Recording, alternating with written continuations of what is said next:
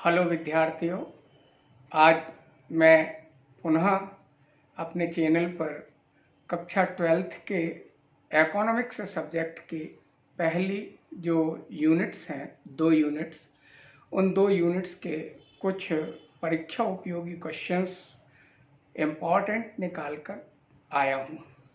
आप लोग मेरे वीडियो देखने के लिए सब्सक्राइब करते रहिए।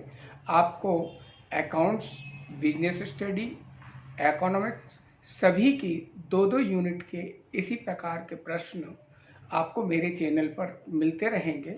ये मेरी सीरीज एग्ज़ाम के पहले तक मैं इसमें पूरा क्लास डाल दूंगा, तो इसको आप देखते रहिए। कॉमर्स 12th के सभी विद्यार्थी आप इसका लाभ लें। आज मैं लाया हूं आपके लिए इकोनॉमिक्स की 2 यूनिट्स। पहली 2 यूनिट्स जिनका नाम है समष्टि व्यष्टि अर्थशास्त्र, उपभोक्ता संतुलन और मांग। कुल 22 नंबर की ये यूनिट्स है ब्लूप्रिंट के आधार पर। इसमें एक एक नंबर के 5 प्रश्न, 2 नंबर का 1 प्रश्न, 3 नंबर के 2 प्रश्न और 4 नंबर का 1 और 5 नंबर के 1 प्रश्न पेपर में आपके आने वाले हैं। इसके लिए मैंने कुछ प्रश्न चुने हैं जिन्हें अब मैं बता रहा हूं। सबसे पहले है रिक्त स्थानों की पूर्ति कीजिए।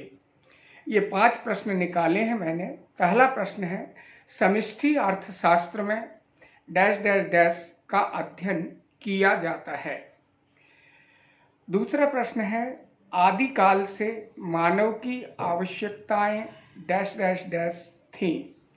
तीसरा प्रश्न है कार तथा पेट्रोल डैश डैश डैश वस्तुएं हैं। मांग तथा मांग में संबंध डैश डैश डैश संबंध होता है। इसके बाद 5वां प्रश्न है एक फर्म, एक उद्योग, एक वस्तु के मूल्य का अध्ययन क्षेत्र डैश डैश डैश अर्थशास्त्र है।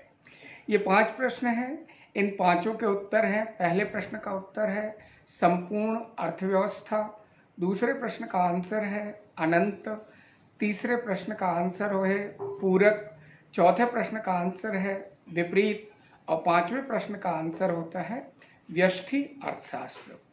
अगले 2 प्रश्न हैं एक शब्द में उत्तर दीजिए। पहला प्रश्न है समष्टि अर्थशास्त्र के जनक कौन हैं। दूसरा प्रश्न है चीनी की मांग कैसी है। पहले प्रश्न का उत्तर है समष्टि अर्थशास्त्र के जनक J.M. कीन्स हैं। चीनी की मांग सामूहिक होती है। अगले 3 प्रश्न हैं सत्य असत्य के लिए निकाले हैं मैंने। पहला प्रश्न है माचिस की मांग लोचदार होती है। दूसरा प्रश्न है व्यष्टि अर्थशास्त्र व्यक्तिगत व्यवहार का अध्ययन है। तीसरा प्रश्न है व्यक्तिगत कीमत और मांग में अनुकूल संबंध होता है। तो इसके आंसर्स हैं, पहला आंसर है असत्य, दूसरा है सत्य, तीसरा है असत्य। अब पेपर में चूंकि 2 और 3 अंक के प्रश्न आने हैं, तो मैंने 2 और 3 अंक के लिए कुछ प्रश्न निकाले हैं। जैसे पहला प्रश्न है समष्टि या व्यष्टि अर्थशास्त्र की 2 या 3 विशेषताएं बताइए। समष्टि या व्यष्टि अर्थशास्त्र की 2 या 3 सीमाओं को हमें बताना है। पूर्णतया लोचदार मांग किसे कहते हैं, समझाइए। उपभोक्ता संतुलन क्या है, इसे हमें समझाना है। और एक विशेष प्रश्न है जो अक्सर पूछा ही जाता है, गिफिन का विरोधाभास क्या है। तो ये थे 2 और 3 अंकों के प्रश्न। अब मैं आपके लिए लाया हूँ 4 और 5 अंकों के कुछ चुनिंदा प्रश्न, जिनमें एक 4 नंबर का आपका पेपर में आना है, एक 5 नंबर में। तो उन्हें ध्यान दीजिए। अंकों के लिए ये 5 या 4 अंकों के लिए 3 प्रश्नों के आपको उत्तर देने पड़ेंगे 120 शब्दों में। पहला प्रश्न है समष्टि और व्यष्टि अर्थशास्त्र में अंतर कोई 5। दूसरा है समष्टि या व्यष्टि अर्थशास्त्र का महत्व 5 बिंदुओं में लिखना है। तीसरा प्रश्न है मांग नियम की 5 मान्यताएं बताइए। चौथा प्रश्न है मांग नियम की 4 विशेषताएं या 5 विशेषताएं समझाइए। अगला प्रश्न है मांग नियम और मांग की लोच में अंतर, कम से कम 4 अंतर बताना है। अगला प्रश्न है मांग की लोच को प्रभावित करने वाले तत्व, आपको 5 या 4 बिंदुओं में समझाना है।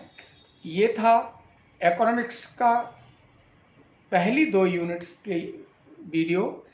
इसके अनुसार यदि आप तैयारी करेंगे तो मेरा ऐसा मानना है कि आप हर हालत में अपने टारगेट को अचीव कर लेंगे। और पढ़ते रहिए, एग्ज़ाम आपके बिल्कुल सर पे हैं, थोड़ा सा ध्यान रखिए, अपने आप को बहुत ज़्यादा व्यथित महसूस मत कीजिए, आसानी से बड़ी सरलता से समय निकालिए और पढ़िएगा।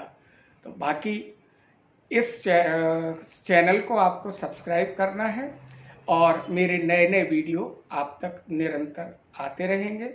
नमस्कार।